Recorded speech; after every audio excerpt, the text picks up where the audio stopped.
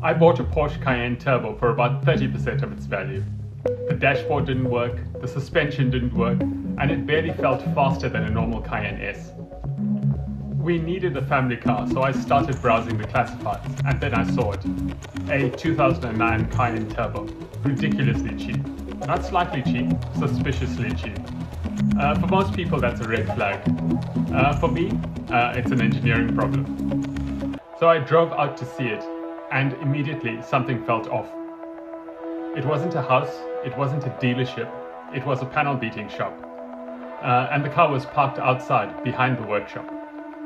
The seller, let's call him Jack, explained he bought the car from a salvage auction. It had some cosmetic accident damage, and he repaired it fairly quickly to get it running again. From 50 feet away, it looked great.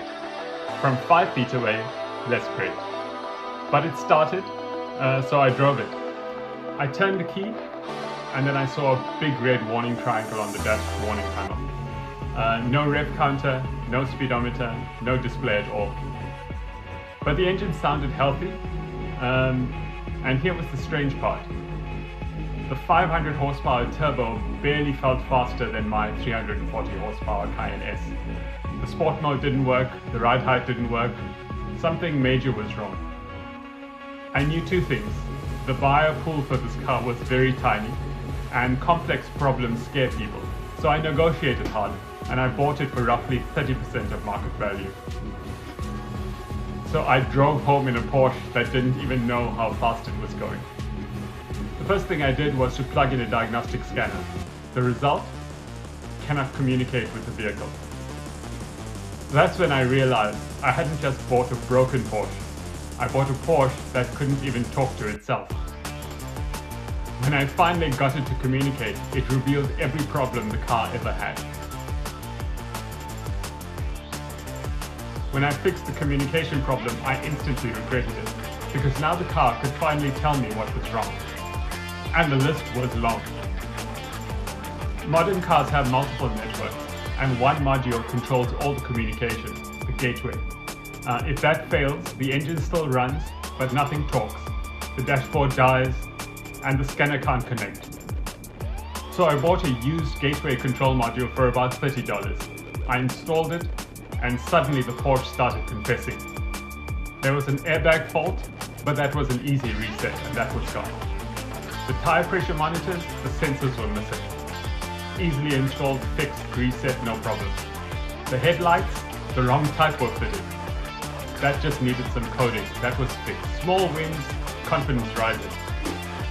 But then there was a Porsche dynamic chassis control error. The active suspension was dead. I tried installing a new module, but the calibration failed. I tried everything, forums, YouTube, the dealer. Porsche dealer obviously says bring the car in, nothing worked. Then I noticed a line in the manual. Diagnostics require external power supply. I didn't have one, so I connected the Porsche to a running car with jump leads. Pressed calibrate, and it calibrated instantly. Then the sport mode returned, the ride height worked, the car finally felt alive. I thought I was done, then I dyno tested it. Expected around 375 horsepower at the wheels. The actual output, 250 horsepower.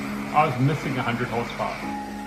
And the engine light wasn't even on. This was no longer an electrical problem. Something else inside the engine was wrong. There were no warning lights on the dash.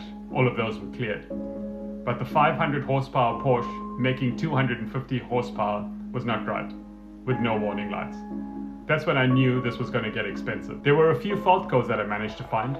Air mass implausible, NOx sensor fault, coolant temperature implausible, and the ECU was protecting the engine. So I started inspecting everything. Then I noticed the wrong bonnet, missing trims under the bonnet, aftermarket pipes under the bonnet, and then I found it, a cracked boost pipe. The turbos were literally blowing pressure into the engine bay. I replaced the pipe, cleaned the MAF sensors, and the power returned. The NOx sensor fault remained though. I had to remove the intake manifold, which took hours, and the cause? A disconnected plug. Somebody had worked on the car before and forgot to reconnect it, or didn't know it wasn't connected. While inside, I cleaned up the carbon buildup on the valves, and now the engine was finally healthy. But the hard braking felt unstable. No vibration, no pulling, just something strange. On investigation, we found one brake disc was from an Audi, with brake discs on the front with different sizes. Another quick jack fix, different size brake discs. So the brake pad wasn't even fully contacting the rotor. So I replaced the brake discs and pads, and the brakes felt fine again. Then the bodywork was restored.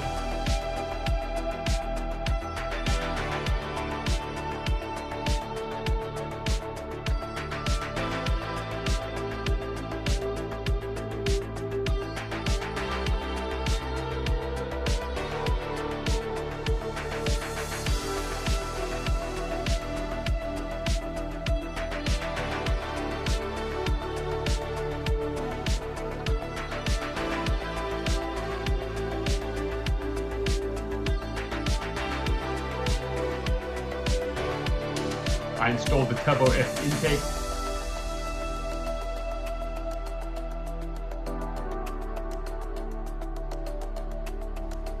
Back to the dyno.